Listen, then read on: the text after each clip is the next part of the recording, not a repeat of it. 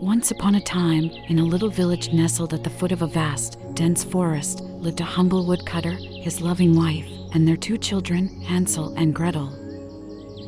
The brother and sister shared a bond so strong that not even the darkest forest could tear it apart. Life was simple and peaceful until a great hunger struck the land. The woodcutter and his wife worried about feeding their children, and each night they went to bed with their bellies growling louder than the owls in the night. Hansel and Gretel, though young, sensed the worry heavy in their parents' hearts. One moonlit night, while the stars twinkled brightly above, Hansel overheard his parents whispering anxiously. The words forest and leaf floated in the chilly air, spreading a cold fear in Hansel's heart. Determined to protect his sister, he gathered little white pebbles from the moonlit garden. They shimmered like little stars fallen to the earth. The following morning, under a sky of pale gold, the woodcutter led his children into the heart of the forest. The trees stood tall and menacing, their shadows dancing like giants on the forest floor. Hansel, however, left a trail of shimmering pebbles, a path of hope, unbeknownst to their parents. Deeper and deeper they went until the tiny thatched roof of their home disappeared from sight. The woodcutter, with a heavy heart, left Hansel and Gretel in the vast forest. The sound of their father's footsteps fading into the distance filled the children's hearts with a strange fear. As evening approached, the forest darkened and strange sounds filled the air.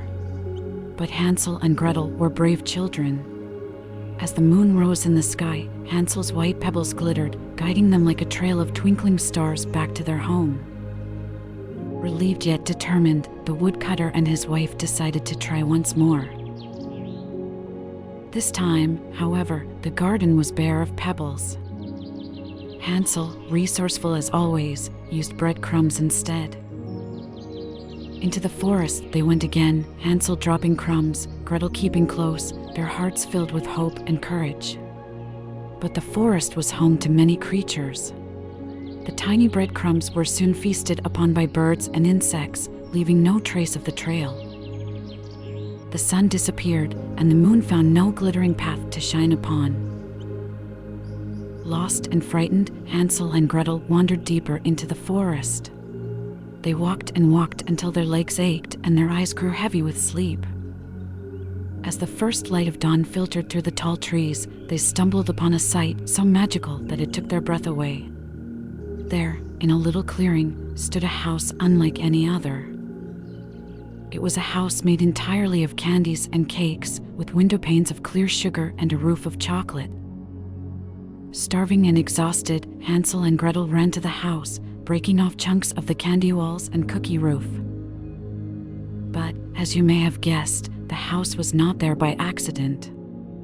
It belonged to an old witch, her eyes as cold as winter ice, who used the enchanting house to lure in unsuspecting children.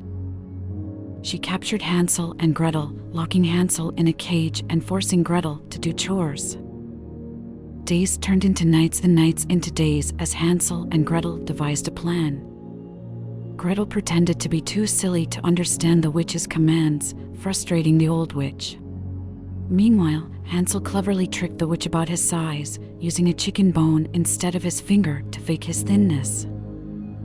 One day, as the sun blazed in a cloudless sky, the witch decided it was finally time to cook Hansel. She ordered Gretel to check the oven.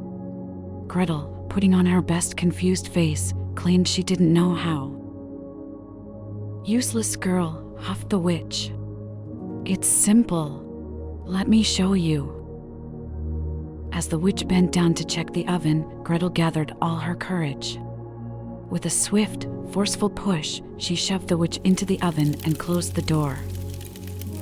The witch's evil cries filled the air, but soon they died down, leaving only the crackling sound of the fire. With the witch out of the way, Gretel rushed to free Hansel.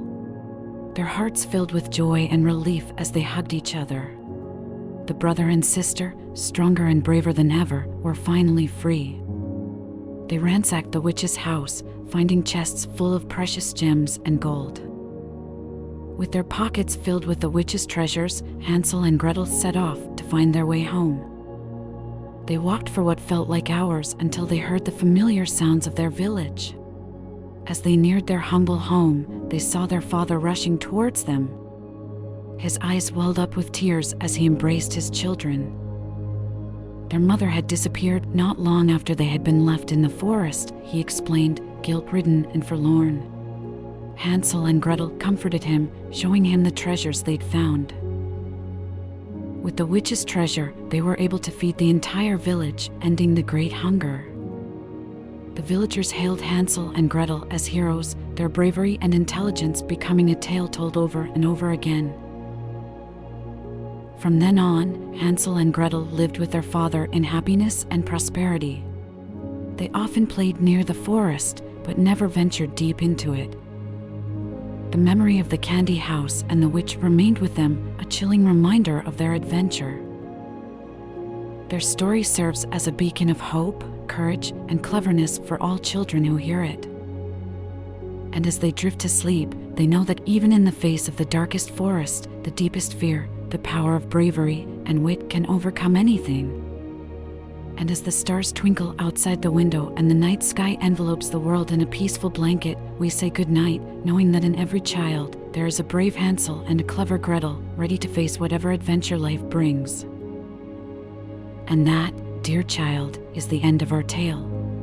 Good night, little one. May you have sweet dreams and wake up to a beautiful new day, filled with new adventures.